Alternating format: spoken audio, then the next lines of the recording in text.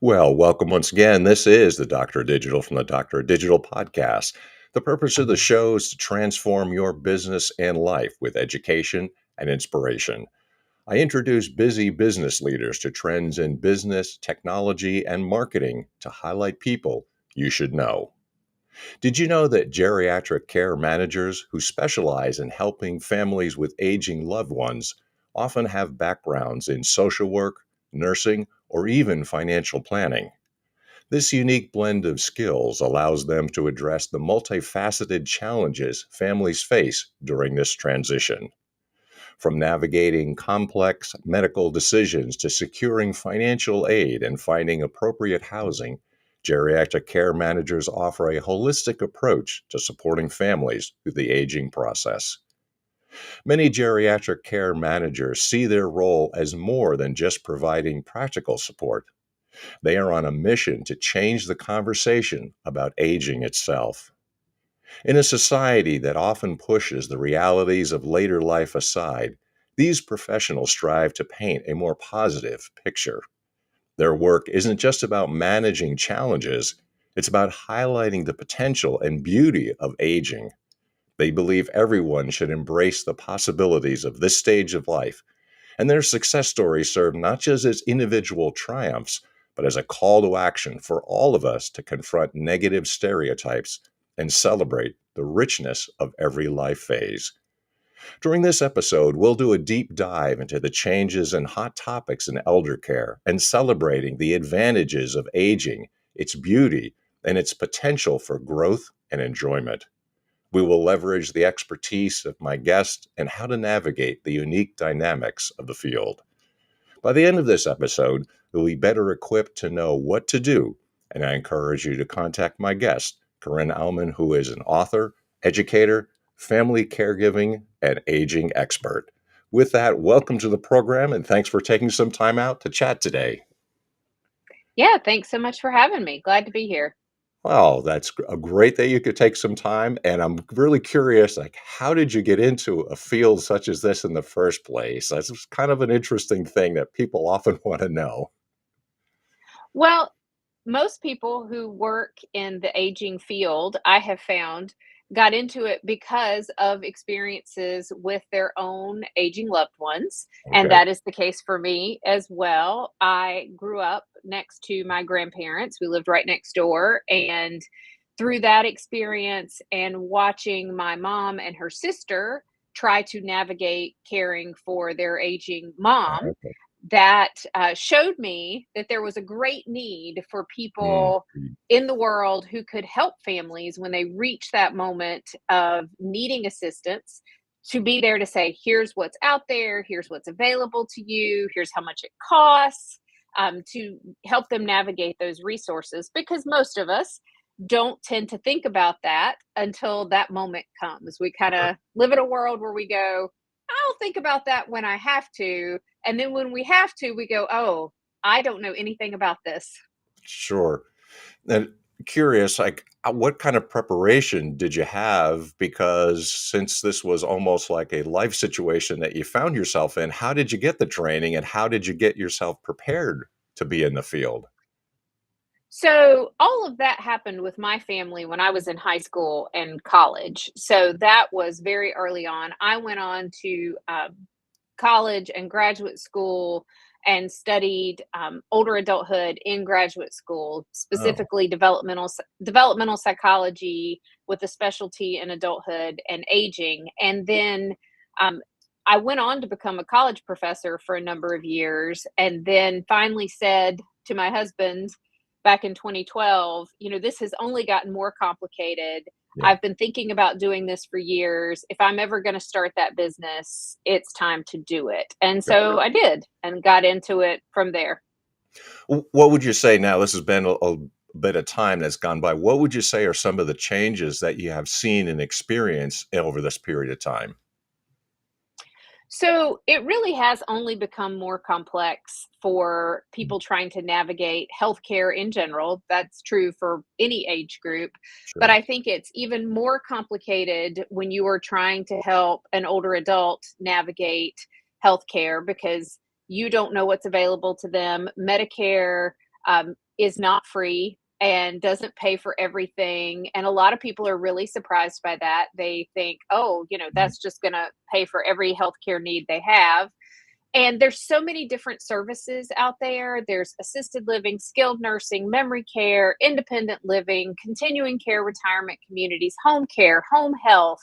I mean, there's adult day centers. There's a million different services out there, and people just don't know what those things mm. are or what those services actually do or how much they cost. And they have to, or they need guidance figuring that kind of stuff out. Are That the complicated system has just Sure. gotten more complicated as things have gone on. Yeah, there's layers upon layers of complexity there, and that's one of the things I notice about really thinking of a person's background. They have to know financing, they have to know nursing, they have to know a number of fields, actually. So, are there things that you would say are some topics that people should be aware of? And as you say, I think a lot of people are in that situation. They think Medicare is gonna be taken care of, everything's gonna be smooth. So, what sort of topics should people be aware of, and what's been happening recently in the field? So, I think it's always important for individuals to make themselves aware of what it's gonna cost to pay for care as they get older. I think we think about retirement and we think about saving financially for our vacations or paying for where we're going to live, but we don't necessarily take into account the rising healthcare costs that we're going to experience Okay. and the fact that Medicare doesn't pay for everything. So those expenses catch a lot of people off guard. And I think keeping that in mind is essential. Now, having said that, it's also really important as you think about getting to retirement years that you're thinking about your social well-being and your emotional well-being because Mm. retirement is not all just about finances. There are these other aspects that you have to plan for as well. And one of the interesting things about your background is saying about celebrating this particular period and time of life. So, could you give us some idea of that? And again, I might even say this might tie into a book you've written about this subject. So, I'm curious, why would you look at the aging process, which some people have negative feelings about? Why is this so positive? Why is this such a good time of life? So this is one of the questions I get most often. Um, when I got into this field, I thought I was going to be working with 40-year-olds helping to care for 70-year-old parents. Right. And what I have been thrilled to discover is that I am actually working with 70-year-olds caring for 90-year-old parents. Wow. And so that has really taught me that our ideas we think about, oh, you retire at 65 or you're an older adult at 65 or that's really older adulthood. I'm putting that in quotes. Hmm. Um, but the the older adulthood that we kind of stereotypically think about, that actually has gotten pushed forward a few or later a few decades. So Hmm. that kind of health needing to think about health issues, those things really now are more for the what we might call the oldest old 80 or 85 plus. Mm. The older adults who are 55, 65, 75 are out there still doing amazing things in a lot of cases. And we think about, if they've started a new business, they're running a nonprofit, they're volunteering, they're caregiving, they're doing all kinds of things. And we think about those individuals as anomalies, like they're some sort of super senior or they're unusual. And my book is really about the fact that that is the new normal, that it is much more common to have people in those age groups still working, still contributing, still being productive, still wanting to engage in a lot of different ways. Mm. Um, but yet our stereotypes tell us, oh no, they're older adults. It's time for them to just go play golf or watch TV all day. And that is not what is happening. So what I realized was that if I have this background, I have all this training with older adults, and if I had those stereotypes about who these older adults were going to be and I was wrong, a lot of other people are thinking about this incorrectly as well. And so it's really quite a hopeful thing. It's really been inspiring to me because I'm like, oh, life doesn't end at 65 or 70. You have several more decades now to do what you want with your life before we can think about what we stereotypically mean with older adulthood when we think about healthcare being a big issue. Maybe we don't have mobility that we used to, things like that. And that is a true thing that does happen as we get older. Our health is going to change, but many people are doing amazing things despite that. They don't let that stop them in any significant way. And understood, and it does make a whole lot of sense, especially when people see if you're watching on video, my gray beard, they ask me a silly question like, "Are you retired?" So, I mean, I get that.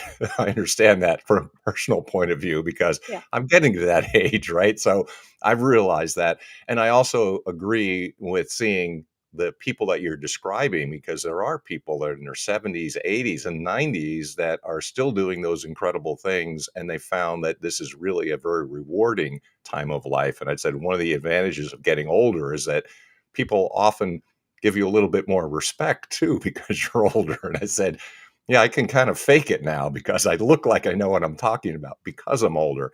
And I think that may be true for a lot of older people because they have a wealth of experience and a lot of things that they bring to the table. One of the interesting things you said about not being prepared, I'm curious if you could talk about some of the things that people should be aware of or they should be thinking of in terms of what you advise them to do and what sort of things that you would say, what are people not aware of that they really should be thinking about?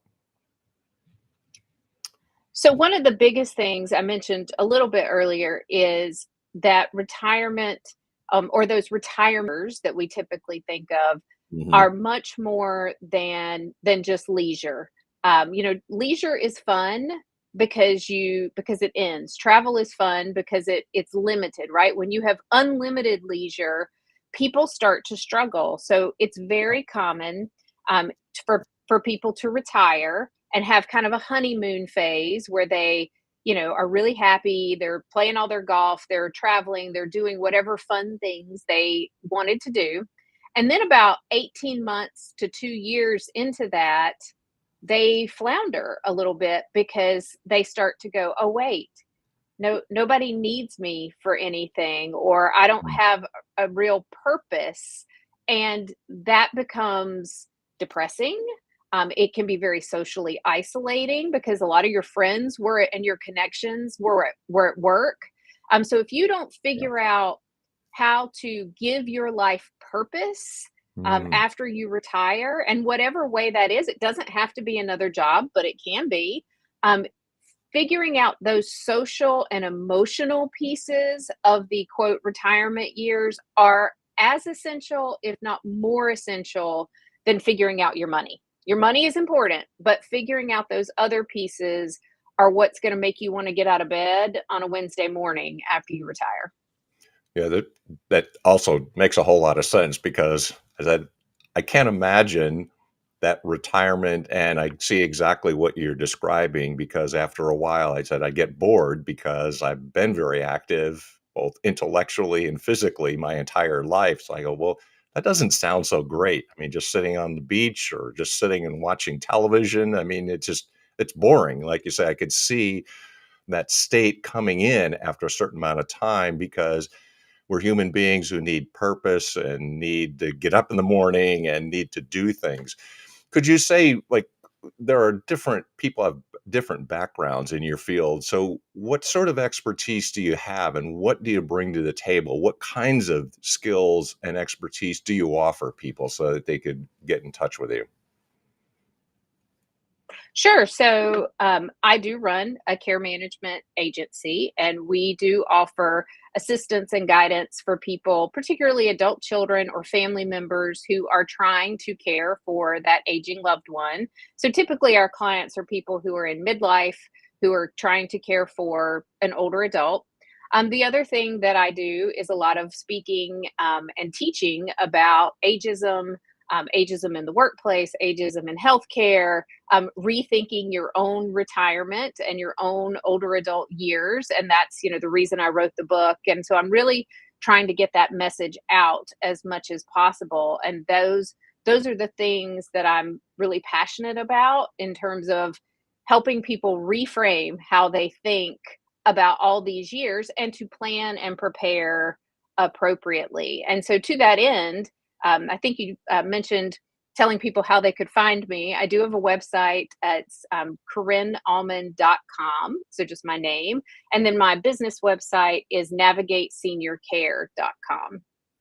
Well, I'm also curious about one of those things that for the older person, in quotes, like myself and others, I do would like to hear a little bit of what you could say about aging in the workplace, because that is really key. People that are older, and a lot of companies are very reluctant to hire somebody, but you've got experience, you're reliable, dependable, and there are a lot of times younger people don't have those skills. Those are basic skills that a lot of us just grew up with. And I'll give you an example. I worked my way through college. I was delivering newspapers all night. I'm like, well, newspapers back in the day were delivered 365 days a year. I didn't think anything of it. I worked every day. It was just that's the way things were. So, could you say something about the older person and address the companies who are reluctant sometimes to hire older people? Yeah, so there's actually lots of good research on this now. We have these stereotypes about what older workers might be like, and typically negative stereotypes about that they might not be as healthy and they'll miss more work, or they can't learn to do new things. Those kinds of ideas. And there's some really great research out there now that shows that that's just not true. That older adult workers are more reliable, they have less absenteeism. You can learn new things and teach older adult workers new skills. Hmm. So we just have to kind of work to eliminate those stereotypes because they're just not true. And when older adults need accommodations in the workplace, typically those accommodations are good for all the workers, not Mhm. just the older adult workers. So, for example, the BMW plants in Germany Oh, realized that their workforce was aging and they were worried about, losing a bunch of really skilled workers all at sure. once. And so they changed some of their production lines. So, and nicknamed them the pensioners lines because these were the older adults, so that any given worker wasn't doing the same repetitive motion for 8 hours a day. Instead, they Oh, rotated different spots on the production line so that they did a activity that used their legs for a while, and then they did an activity that used their arms, and then they did an activity that used their brain, like shifting around. And what they found was that that pensioners line that they made, instead of being less productive, was actually more productive than any of the other lines they had. And so they ended up shifting that model to all their production lines because what was good for the older workers was good for all the workers. And it helped keep everybody healthy and not injured and all those things. yeah, it's an excellent point because it's something we know about the body, right? So a younger body is going to be strained if you're under straining in the first place, just like an older person. And it probably is more Mhm. interesting. So it's not repetitive. It's not the same thing every day because you've got a human being who's being treated like a machine, and we're not machines. We're actually human beings. That's an interesting point. So before we go, I do want to make sure you do get the contact information. Tell us about the book too. How do we get a hold of the book and how do we get a hold of you? Sure, sure. So I mentioned the websites, CorinneAuman.com or NavigateSeniorCare.com. The book is called Keenagers, Keenagers. And so it's a play on the word keen and Got it. teen, right? And and it's available on Amazon. It's available Okay. on my website, and it's really for anybody who wants to look forward to growing older. You should read my book. Yeah, sounds good. It's a very clever title. Kudos for the title. So, thank you very much Thank for your you. time, your expertise. We learned a lot, and hopefully everybody else did as well. So thank you again. Appreciate you taking some time out and chatting today. Thank you. Thank you so much for having me. You bet. So, thank you so much for that, and hopefully you enjoy the episode. We've got always got more things coming and more people coming. So, if you support the show, we'd really appreciate it. Subscribe, like, share, positively review, and also want to give us a shout out to the publishers, both of Burning America and On Track, Ian Hunter, for the supporting the program.